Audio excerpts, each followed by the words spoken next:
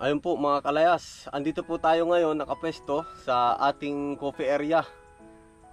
Kita nyo naman mga kalayas, kitang-kita po yung ating kubo kapag dito po tayo nakapwesto. Kita rin po kapag naandito yung palaisdaan. At medyo malamig-lamig po yung pwesto dito kasi naharangan po tong area na to nitong shadow po nitong ating pinakang kusina. Kapag naman po binuksan itong ating pinto dito, diyan po sa camera na yan, makikita po natin yung ating mga lutuan. Ano po? May mga ilalagay pa po ako dito like yung mga lagayan po ng tasa, lagayan ng mga kung ano-anong pwedeng makita po natin sa isang coffee area, maliit na table. Mapapansin nyo po mga kalayas ay meron po tayo dito iba't ibang klase ng mga gamit. Minsan po mga kalayas ay tumigil ako sa tindahan ng mga paso. Pauwi na po ako noon. Bumili po tayo nitong mga gamit na ito at isa nga ito sa inendorso po sa akin nung nagtitinda na maganda nga daw po ito. Ito po mga kalayas ay lagayan po ng asukal. Oh, ay tamang-tama po dini po sa ating coffee area. Oh, ito po ay babasagin.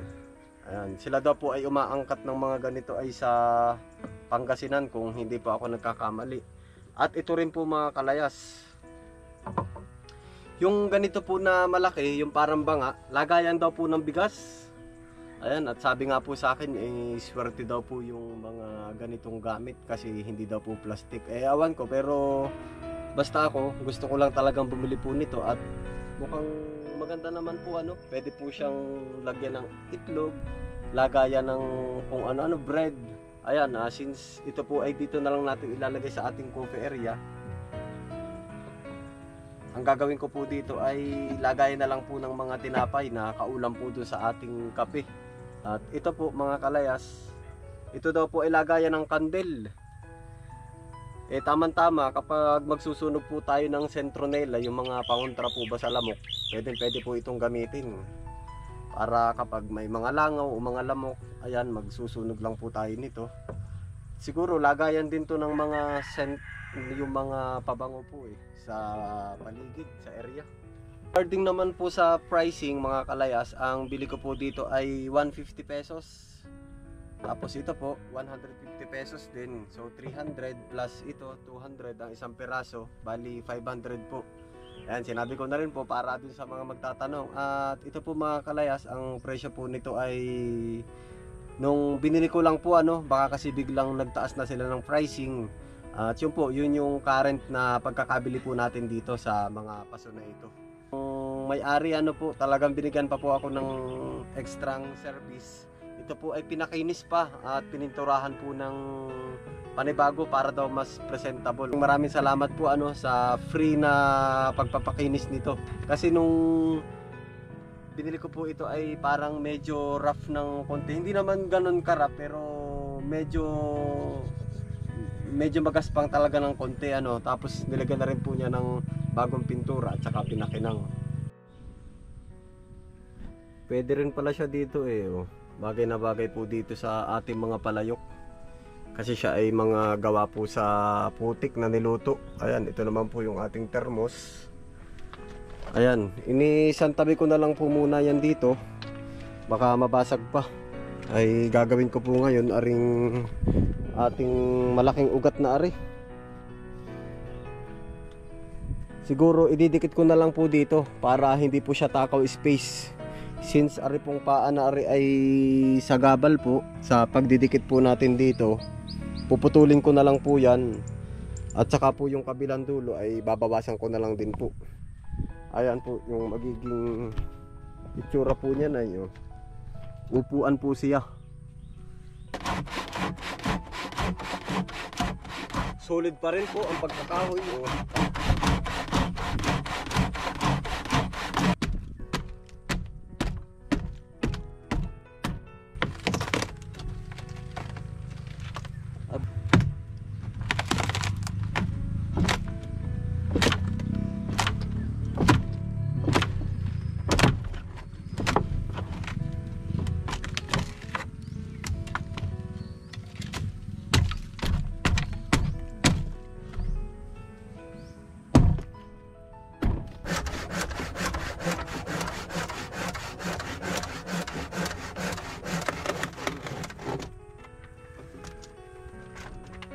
kalas, o nakadikit na.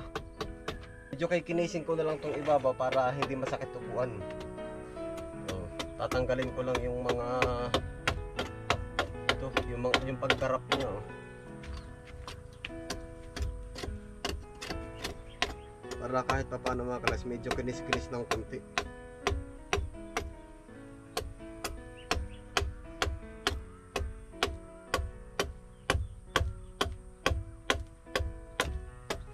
Meron tayo din ng mini table ay oh.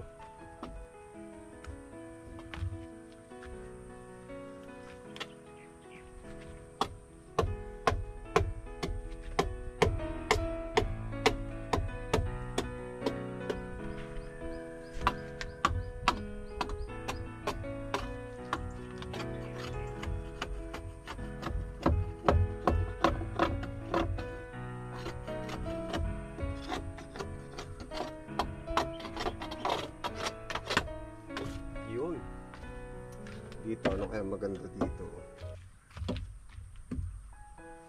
Patungan ng kaya pwedeng maipatong dyan. Lagyan ko yan ng halaman eh. Hindi dito bote.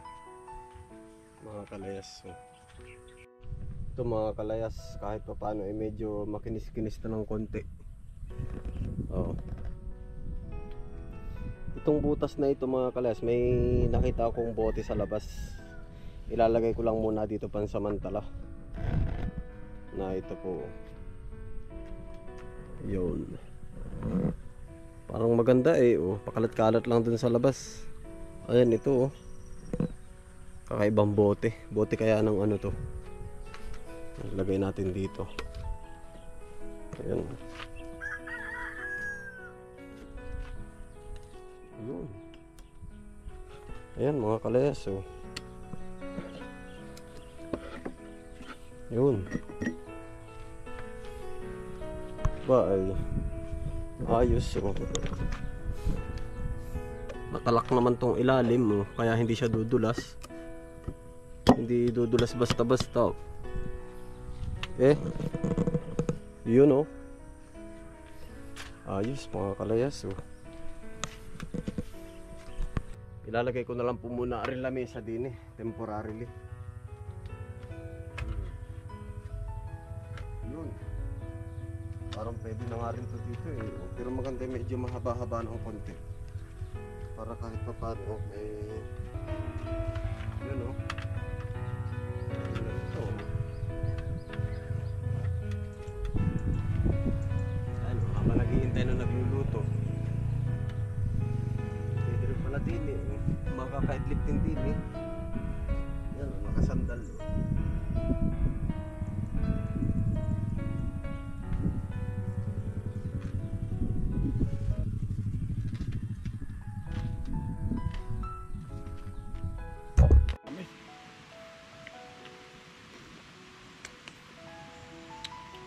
Tamis.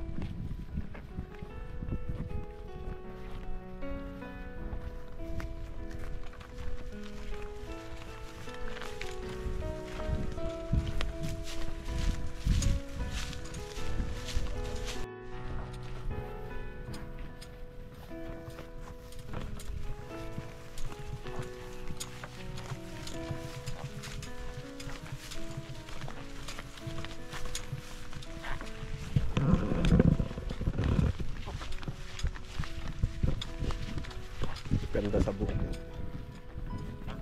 Yan, ari po ay kanya-kanyang subo na din eh. Talaga pong ay po ako po merong kaking. Okay. Ayan. Ari po ay munting ano laang natin anyo. Munting kubo, sila po ay doon sa taas nakain. Ari po, yan. Kain po tayo mga kalayas. Ang ano. Oh. Kain na kain. Tubig mo rin. Tubig tayo. Wala pang laman yan tatay. Wala, budols. Tapakan mo tatay yan dyan sa baba. Tapakan mo. Wala budol. Ba? Inumin niyo na. Pare pinapos sa gabi na. Simbinto ano? Sarap ng ulam. Pinya.